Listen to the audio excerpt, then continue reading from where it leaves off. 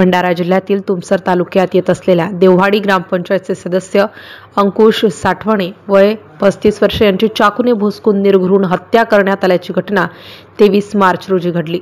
मृतक अंकुश साठवणे आणि आरोपी रामेश्वर उर्फ मुन्ना बिरनवारे हे जीवलग मित्र होते। मात्र काही दिवसांपूर्वी एका महिलेच्या अवैध संबंधावरून त्यांच्यात मोठा वाद निर्माण झाला होता। त्यानंतर अंकुश नागपूरला जाऊन राहू लागला। मात्र 22 मार्च रोजी ग्रामपंचायतचे सभा असल्याने तो देवहाडीला परतला होता।